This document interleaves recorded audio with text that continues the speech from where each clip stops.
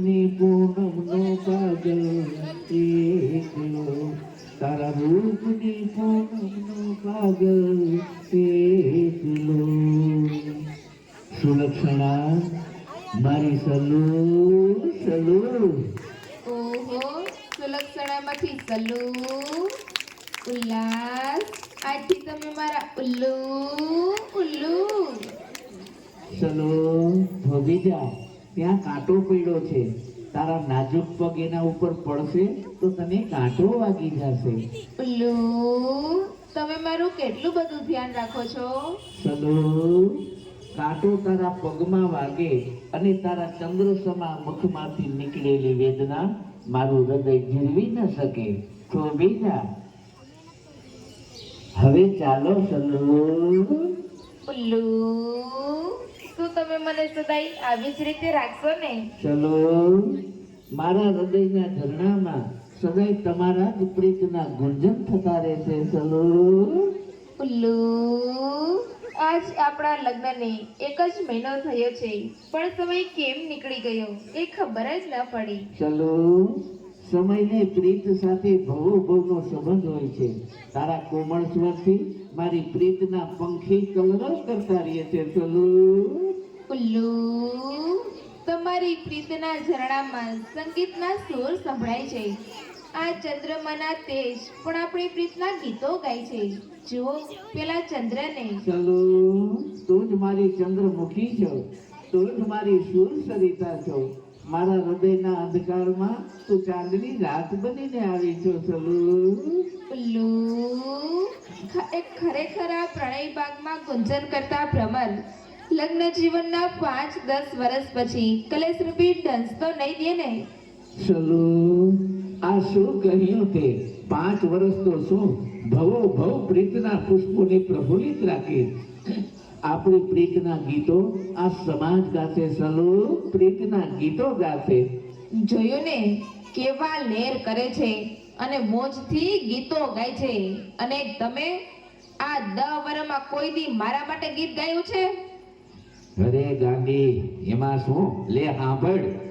બટેટા જેવી આંખો તારી, રીછડા જેવા વાળ, એવી છો તું ભંગારો ગોરી, મારા માથે ભાર. એવી છો તું ભંગારો ગોરી, મારા માથે ભાર. બસ બંધ કરો. અને આ ભંગાર કોને કહેશો હે? આ 10 વર્ષ થઈ ગયા એટલે. અને ખબરદાર જો હવે ગાયું છે તો આ માથું ભારે થઈ જાય. અમે માથા ભારે તો છો જ. સારું સમજાતું નથી. લગન ટાણે કેવું કહેતા હતા કે ગાય જેવી દીકરી આપીએ છીએ, અને હવે ખૂંટિયાની જેમ ઢીકું મારે. શું કીધું? અરે ગાંડી, તને કાંઈ કહેવાય? ગાય છો ગાય. તો ઠીક. અને આને તો જુઓ કેવા સુલક્ષણામાંથી સલુ સલુ કરે છે. જોયું તમે? અને ઓલાને કેવો ઉલ્લું ઉલ્લું કરે છે, એ જોયો કે?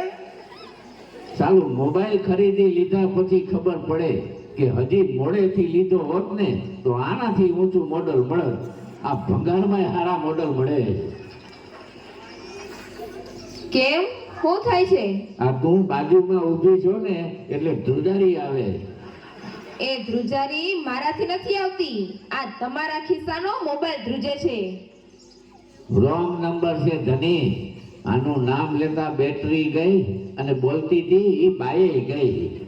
જોયું ને, મોડલ ગમે એટલા ઊંચા હોય પણ બેટરી વગર નો હાલે. સમજા? આ 10 વર્ષે બાયડી કેમ નથી ગમતી? આ સવાલનો જવાબ હજી સુધી કોઈ ગોતી શક્યું નથી. જો તને સમજાવું, પેલું કે જે છોકરી ગમે એ મળે નહીં, બીજું જે ગમે એ ફાવે નહીં, અને ત્રીજું જે ફાવે એ શાલી ટકે નહીં. ટકવાની ક્યાં કરો છો? આ ઘરને તો ટકાવી રાખ્યું છે. નહીતર આ ઘરમાં હતું હું? મારા આવ્યા પછી 2 પાંદડે થયા છો. સમજા?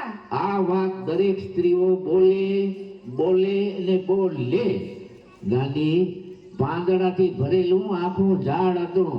આ તારા આવ્યા પછી 2 જ પાંદડા રહ્યા. એ રેવા દે તો સારી વાત છે. તી રેવા જ દીધા છે સમજા. તે તો હાજા નરવરિયો છો. ભૂલી ગયા?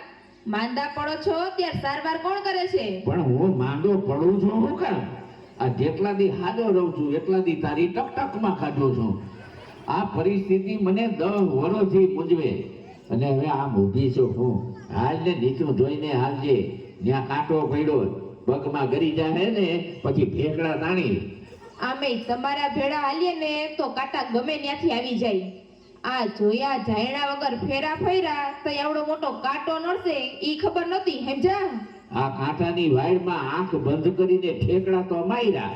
હવે આખી જિંદગી સહન કરવાના. આ કહેવત છે ને પૈણા એટલે પતી ગયા. એ પતિ ગયા નહીં, પૈણા એટલે પતિ થયા સમજા. વાત કાંઈ સાંભળતા નથી ને. એ હાંભળીને કાન પાકી ગયા. આ ઝાડમાં ફળ પાકે ને એ ખરી પડે ને તું ક્યાંય ખરતી નથી.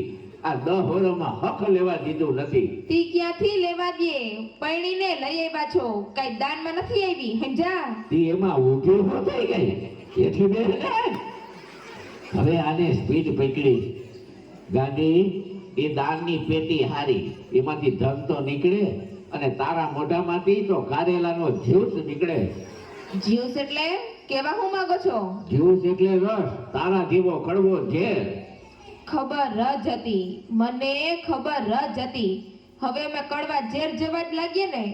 હવે તમે કઈ પેલા જેવા રહ્યા જ નથી. અરે પેલા જેવો રેવાજ ક્યાં દીધો છે?